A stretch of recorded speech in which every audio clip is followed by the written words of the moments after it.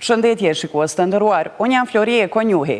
Për t'u informuar për lajmet më të reja nga vendi, rajoni dhe bota, ju mund të na ndihni edhe në kanalin zyrtar të Koha Vizionit në YouTube. Mos harroni, klikoni butonin subscribe. Nënshkruaje kontratën vjetore Ideal ose Olympic me Telkos dhe përfito 3 GB ose 5 GB falas nga Via e SIM. Telkos, dashni në udhtim të parë.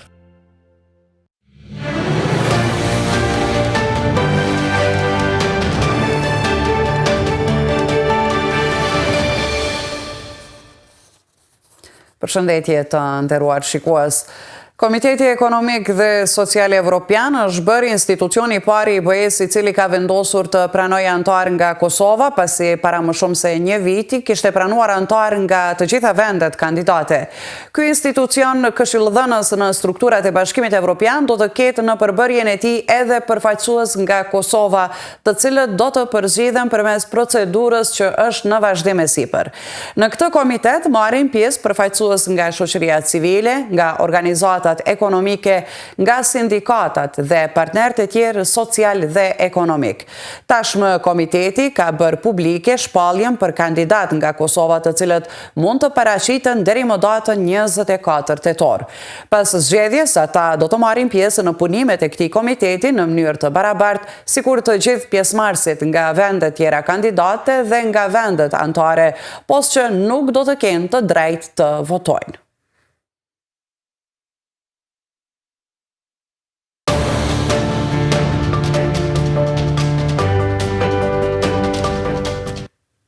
Ka nkaluar një javë prej kur presidentja Vjosa Osmani ka mandatuar kryetarin e lëvizjes vetëvendosje Albin Kurti për formimin e qeverisë së re.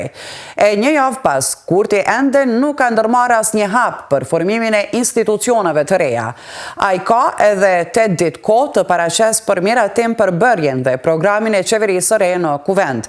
E nëse kjo nuk arrihet, atëherë vendi mund të shkojë në zgjedhje të reja.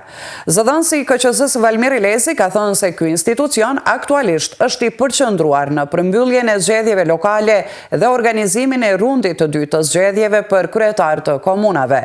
Pavarësisht gatishmërisë, në KQZ pranojnë se shkuarja në zgjedhje të reja në nivel qendror do të përbënte sfidë për këtë institucion.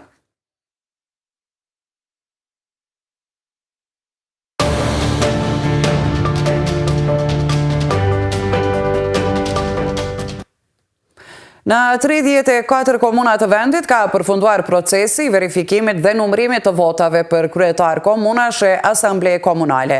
Ndërkaq që është duke vazhduar dita e dytë e numërimit të votave me post. Prishtina, Prizreni, Gjilani dhe Malisheva mbeten komuna që ende nuk kanë përmbyllur verifikimin e rezultateve.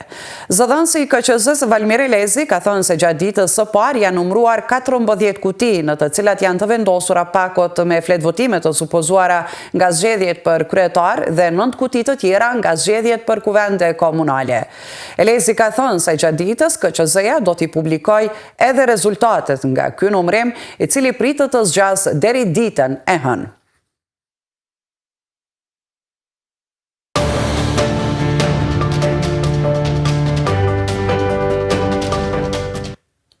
Policia e Kosovës ka arrestuar një person në Graçanic në ndyshimin për dhënie ose marrje të rishfeti gjatë ditës së zgjedhjeve lokale të 12 tetorit. I dyshuari është dërguar në mbajtje. Rastet të dyshuara për blerje votash kanë ndodhur në disa komuna të Kosovës, përfshirë dhe Istogun. Një person dyshohet se ka pranuar 10 euro për të votuar për një kandidat në Istog gjatë ditës së zgjedhjeve.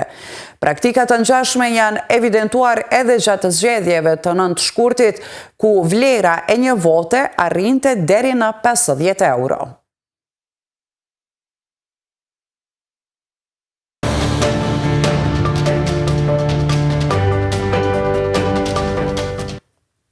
Këtu e përmbyllim këtë edicion të lajmeve. Ju faleminderit për vëmendjen. Mirupafshim.